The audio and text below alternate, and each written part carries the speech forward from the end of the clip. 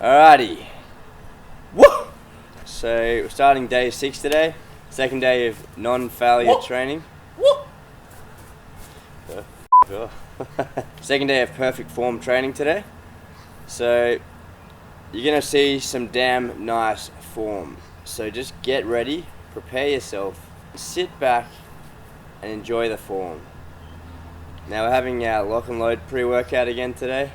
It's contemplating a double shot, but I'm just gonna go the single today. Maybe next time we'll be doing double.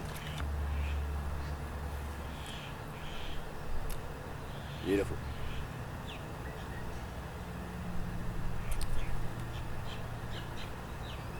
No DOMs. I'm nice and warm. Look at this. Boom. Ring frat.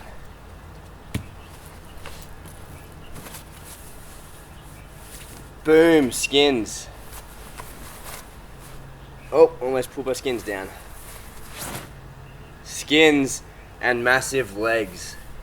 Look at that. Took the train ride today in skins just to get everything already warm, so I'll just be able to go bang iron cross straight away. Nah, I mean, it seems to help me warm up and it takes me a lot less time, you know. Let's get into it. Just to give you guys some insight, the way we warm up generally is with some stretch tubing just to get the muscles activated and then a bit of simple exercise on the rings. So if you want to see more information about that, you can check out my warm-up video here. It just goes through how I warm up for the rings. Alright, so it's really annoying how, again, for about the 4th or 5th time in a row, I've been cut at the exact same place. So these are really starting to piss me off. It's such a crap design. I mean, I'm doing exactly what they're made for, and it's cutting me consistently, which is obviously very unhealthy. It's probably gonna make me scar there now, which is just annoying. So f*** you, you piece of shit.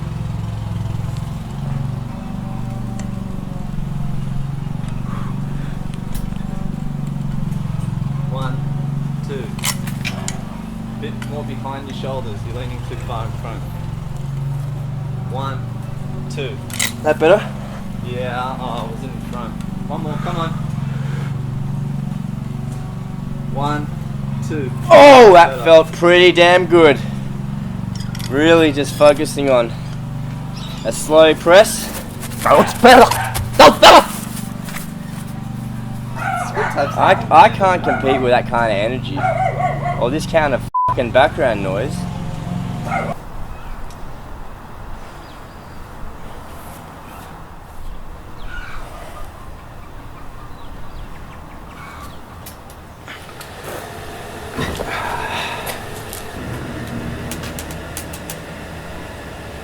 Count 3. 1, yep. Alright, I know. 1, 2, 3. 1, 2, 3. 1, 2, 3. 1, 2, 3. 1, 2, 3. 1, 2, 3. I just had a look at my L-sit to planche and the parallettes, and I noticed my hips were coming a little bit higher than my shoulders, which I think is not ideal because I just want to hit the sort of planche shape, and it seemed that since the parallettes were so close to the ground, I had to do that so my feet didn't touch the ground.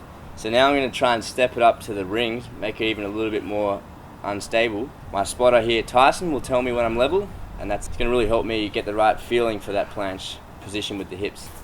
The spotter from hell. Really? Alright, that's 2 reps already. 1, 2, 3. Hips higher. 1, 2, 3. They need to go higher than that. 1, 2, 3. Come on. Hips higher if you can. 1, 2, 3. That's good if you can do that again.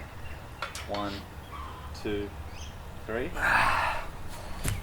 Since I'm not failing this week, I'm going to cut it off there because I can see maybe doing that 3rd rep. I can probably do it, but it might start to get compromised on the form, and that's not what we're doing this week. This week the idea is really nice form the whole time. Yeah, that was good. I like the instability. You can see I'm fighting on the rings. I enjoy that, and I want to get planche on ring, so I think I'm going to start doing this more. Just like to thank Craig Baxter for this one. Last time I trained with him, he showed me this exercise. He's very close to planche, so that's obviously why I take lessons from that guy. Now I want to hopefully demonstrate in these reps how there is a very clear scap retraction and then relaxation right at the end of the movement. So you'll notice I come down, and then at about this point I let this relax. So I'm almost trying to get it to that hang and then let the scap relax. Going from there, we've been practicing that exercise where we retract it. They're obviously for a reverse one arm chin. You get it down to here and then you let it relax. If it's relaxing too soon, you're just going to fall to a hang. 1, 2, 3, 4.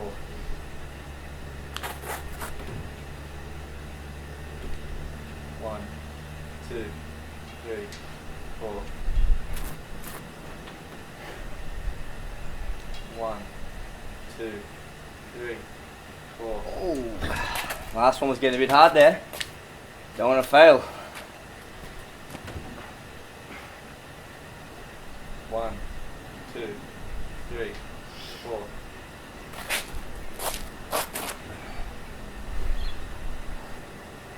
1, 2, 3, 4. Come on, got one more? Yeah. Come on. See, I want to say I only want to do 2 because I don't want to fail, but I did 3 with this arm, and I don't want to get an uneven workout, so Come on. don't fail me now, buddy. Gotta listen to him. 1, 2, 3, 4. He's still got plenty left to give. That's great. Thanks, buddy. Okay, I want like it, not this part. Some exciting progress for y'all. Oh! Oh, he's holding it. Oh! Oh no. He's fatigued. Let's do it in the left arm. Oh, what? He stopped? What? Ugh, man! When I start failing, what fails it feels like is the scap in the shoulder. And I'm really just pulling like that, and when it fails, it can't pulls against how I'm pulling. So that one I was just like, and it just wouldn't happen. So that's got a bit of work to do, although you probably couldn't tell. I can profile pick. Some more exciting scap raises to watch.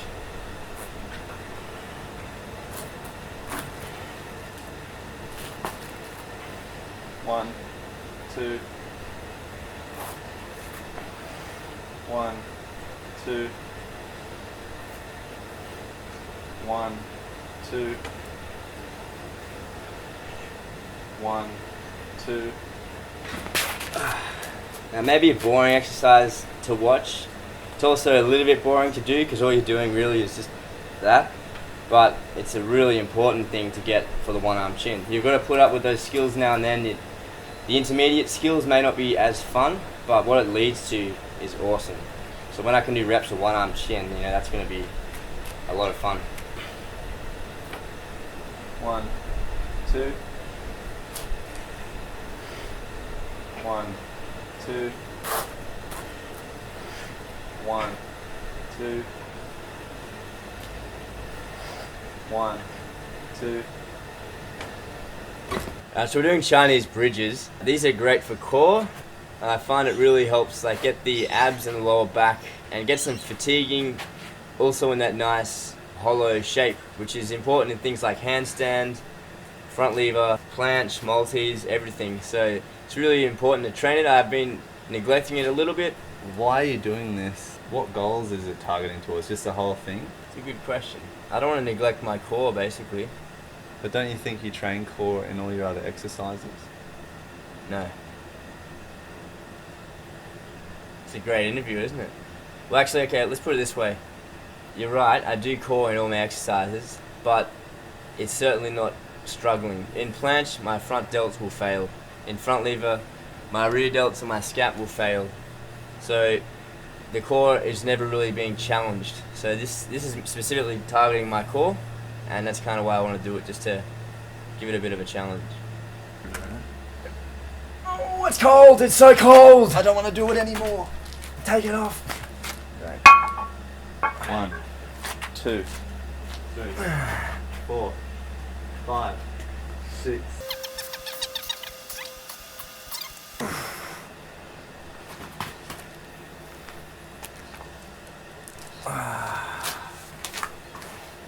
Right, so I think that weight was appropriate. It was quite difficult. I still maintain that perfect shape the whole time though.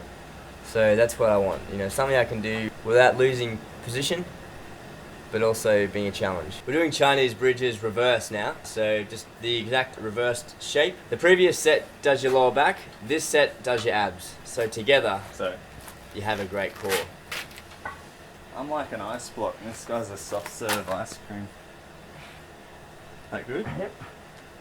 1, 2, 3, 4.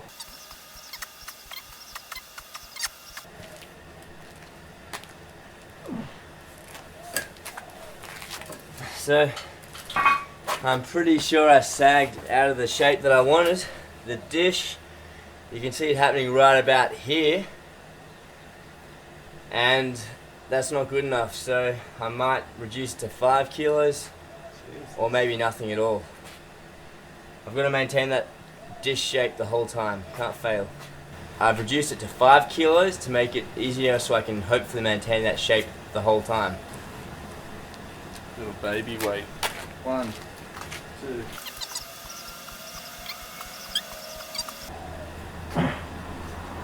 $30. I'm much happier with that set. I believe I maintained the right position the whole time. Right near the end there it was starting to get really challenging. One quick insight, the reason why Tyson and myself always count each other's sets is because when you're doing it yourself, you tend to count in your head a lot faster, especially if you're under strain like that. An example is just then I was at 20 in my head and Tyson said 15, so if it was just me, I probably would have only gone for 25 seconds maybe instead of 30. So always get your friend to count your sets so that you're not counting too quickly. Yeah, and I love the feeling of these Chinese bridges. I just stood up and I already feel stronger in the abs and the lower back, just more powerful. It's nice, just general midsection strengthening exercise. Oh my god. I was not filming that entire time. Ah. Man, you gotta stop making that mistake, dude. Nah, I'm just kidding. Okay. Boom! What a dickhead. It's been great. What a dick. One thing I've noticed a few people asking in the first workout series, ba-bow, is Kapow! There it is. how do you actually breathe? In your face. How do you actually breathe in those reverse Chinese bridges where your face is stuffed right into the seat? Is Well- it hard to draw a breath or what? I don't even think about it really. It's obviously not very comfortable. These seats don't smell like lavender, exactly. The way we do it is we just have a towel because we don't want to have our face in a seat. At least the towel is somewhat more clean. Especially these ring frat ones, I don't get any cleaner than that. Anyway, so you can try it at home. Smother yourself in a towel, like you can breathe through the fabric, so there's no real issue. So day 6 is done. It was a good workout. I'm liking not going to failure. It's much nicer to always be able to get the full set and have a bit left over, so the muscles, you know, they get pumped, but I don't feel weak and disappointed in myself. So now I'm just tucking into a protein bar and post-workout shake. What? There's nothing in there. There's some L-glutamine in there. I'll also be adding the 100% whey protein. Highlight of the session was Tyson's dancing. I went to the bathroom and I came out to find him watching a video of his recorded dancing. You can see that here. It's featured in his video. So next episode, I'm thinking of doing a Red Bull pre-workout, and not just a single Red Bull because that's pretty standard. We're thinking maybe 3, or perhaps even a slurry of different energy drinks all mixed together and chugged. I don't know if we're gonna feel good or just sort of like fake energy, or I predict bad. I predict burning out after 15 minutes. Yeah. So we'll see. We test these things for you guys so you don't have to. I think my diet's quite good right now. Over the past, like last week, it wasn't 100% perfect. It's your hair. It's just that gel bit. It's Bloody- sticking like right Bloody up. makeup It lady. still is. You tell her you want to look like Marcel Nguyen. Yeah, Marcel, look at my video! It's still doing it. Fucking No, heat. it's just sticking out. Hang on a sec. What's the most random thing I could do? Just a note on my diet and my sleep, because they're the two other parts of my life that are relevant to training. My sex life, don't worry about that. Onyx as dry as the desert. The way I'm tracking my diet right now is I've got a certain macronutrient split.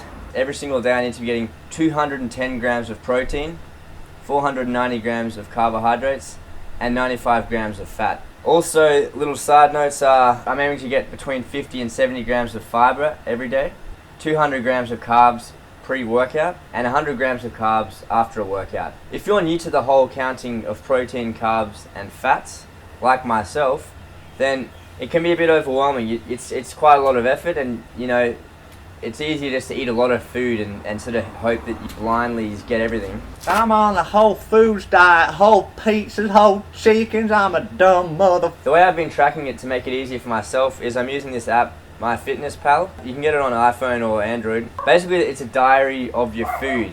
So it's quite nice. You type in your breakfast, lunch, dinner, and snacks, and you can scan the barcode on your food. So that's really handy because then you don't have to worry about typing in the nutritional information. You can just scan the item and it will bring it in there. I've just had a protein bar and also some protein, and now I'm just going to show you how I add them to my MyFitnessPal app. So you can see it's already counted my calories remaining. Not that I really care about calories, I care about carbs, protein, and fat. So we just click add to diary, call this a snack. I'll scan the barcode, brings up the scanner, and then you just find the barcode in the product. So we go to add, we'll choose a snack, hit the barcode, then we just line it up with the product barcode. Boom. You can see it's found the peanut butter crunch bar, which is this. So we'll hit add now. And similarly we'll add a protein to another snack.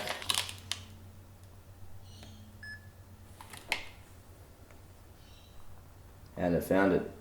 So there you go, now you can see it's automatically added them in, which is nice. And if we go back out here, you can see I still need to have that many calories. If we go to my daily stats, we can see I've had 29 grams of fat today, I still would have 27. I've had 97 carbs, still would have 407. Had 107 protein, still need to have 103. So it's a nice easy way to sort of document as you go. While you're eating, just quickly add it in, and then by around like 9-10 p.m. you can sort of have a look, and if you're lagging behind on a certain nutrient, then you can just be sure to eat a meal that's high in that specific food. If you're lagging behind on protein, you can have eggs, chicken, or even a protein shake. GNC protein shake would be best. You'll get the biggest if you have that. If it was carbohydrates, maybe eat some rice, eat a sweet potato, and if it was fat, go to Macca's and chug thick shake. No. If it's fat, obviously have some sort of good source of fat, maybe almonds or something like that. And sleep has been better. It still hasn't been perfect. I'm still adjusting to everything. For some reason, sleep seems to be the most difficult thing for me to get because I'm always wanting to do more with my day. So I'm quite happy with my progress already. As you saw, that one arm chin, I'm really starting to feel quite powerful now. As in when I'm doing those negatives, I actually feel like I can stop it, which is an awesome feeling. It doesn't feel like I'm just falling through it, I'm actually letting myself lower. The Azarians are also feeling stronger. So overall, a great session. I'm happy with my progress, and I'm really keen for the next few workouts where I can actually perhaps start to hit some of those goals 3 weeks early.